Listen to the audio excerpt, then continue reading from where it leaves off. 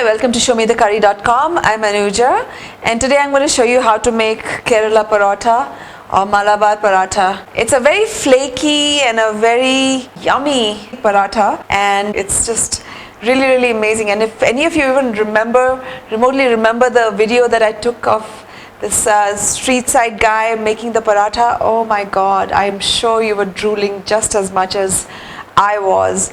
Anyway, I'm going to show you how to make it now. And it needs a little bit of technique, it needs a little bit of practice, but it's so doable at home. If you can make chapatis, you can definitely make this.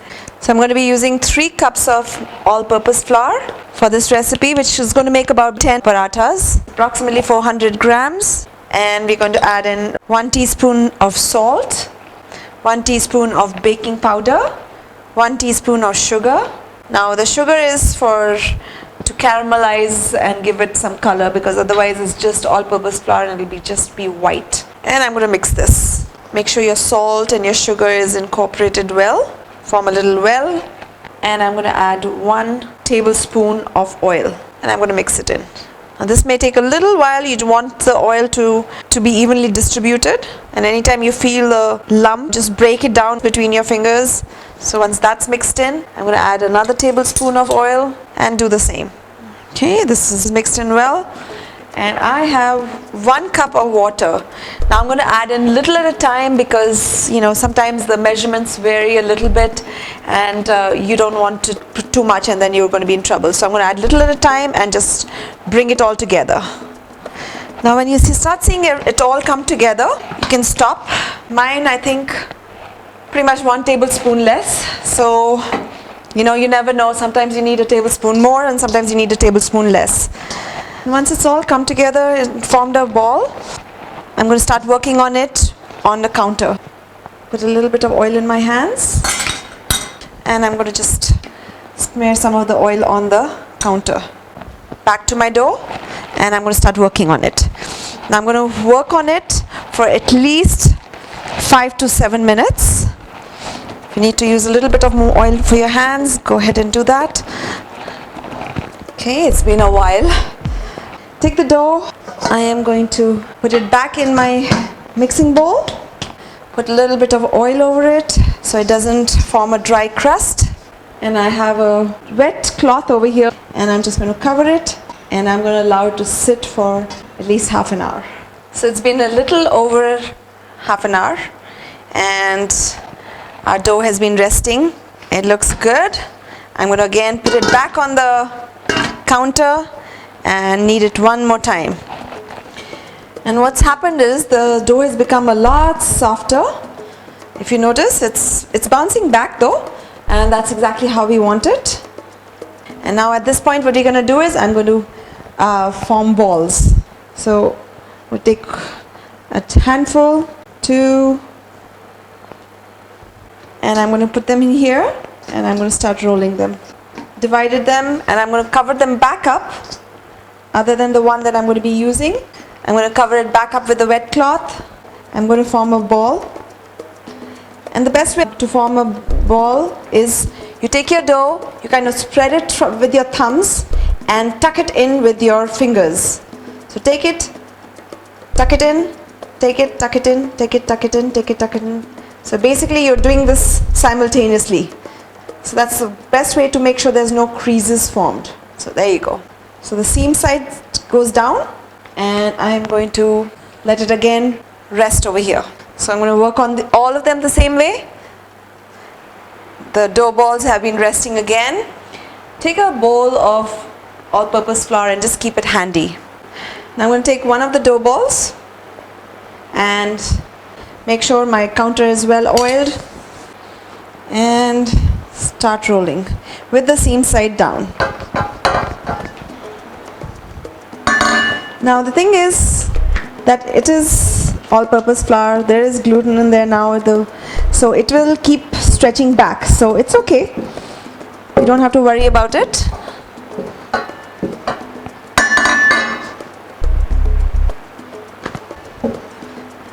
There you go. Beautiful.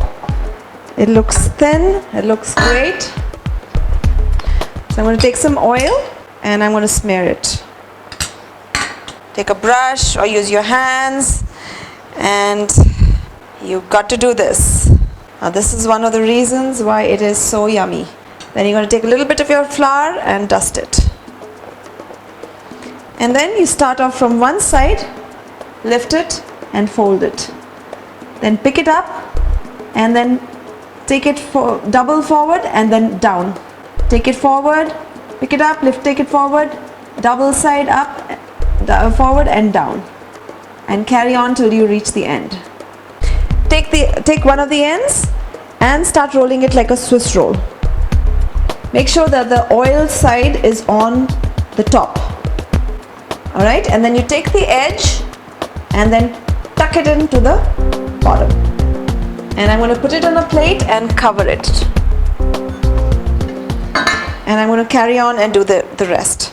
But anytime that I do in between, I'm going to make sure my counter is well oiled, my rolling pin is well oiled. Okay, those beautiful florets have been formed with the dough, and I have my tawa heating up. It's on medium heat, but it needs to be really nice and hot before I put a paratha on it actually. So I'm going to start rolling them out, and so I'm going to take one. Again, I'm going to oil my counter, and I'm going to carry on to making it on the counter itself. Now this is what I'm going to do. This is enough, about 8 to 10 is enough for our family of 4, and you know, it's perfect. But if you have a smaller family, or if you just want to have one, or you know, you just don't need so many, or you don't want to reduce the amount and put in so much effort and all, you can actually freeze these. So I'm going to show you how. So I'm going to first roll this out just like you would do to a normal paratha roti. Look at that. Can you see the layers? So I'm going to just roll it out, and it's going to spring back, and that's absolutely fine. It is all-purpose flour, and it does tend to do that. If you need a little bit of help, you can put a little bit of all-purpose flour and it'll be fine. Now the thing is that I don't like to make them very big because, you know, first of all, they're just so pretty. You want to have them hot. They don't really taste great when they're cold, and we all tend to eat a little slower. So I actually make them smaller, and this is like perfect size for us, our family. And you don't want it very, very thin, because when you scrunch it up after it's cooked, you want it to have the layers. So I'm going to leave it this right now, let the pan heat up. But while I'm doing that, let me show you this. Let me show you about the freezing technique. So I have butter paper over here, or you can use wax paper or plastic paper, either way is fine. And I have just cut them into little squares. It's perfect for this. And I'm just going to roll them out and stack them. Put it all inside a Ziploc bag, close it up, and just freeze it.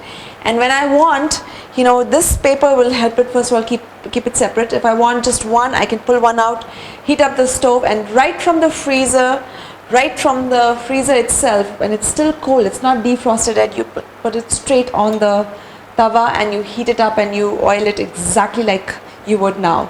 So this is a great tip. Just keep that in mind. You can make a bigger batch and keep it and just use it whenever needed. And always put a paper underneath also. It's very, very important to do that. So it's easy to lift. Otherwise it's going to be very hard. I'm going to start with the next one. I'm going to put a little bit of oil in the middle. Smear some oil. And once you see the color kind of starting to change a little bit, you're going to flip it around. This is perfect. Just let it cook just about 30 seconds. And then I'm going to put some oil and smear it on the top. Now the heat is on a little lower flame so that it cooks all the way through it. It's not very thin like a chapati. You need to give it time to cook all the way inside. You don't want it raw on the inside. If it's raw, first of all, it's going to taste very doughy, which is not good. And second of all, the layers are not going to be formed. Flip it. I'm going to press it down a little bit.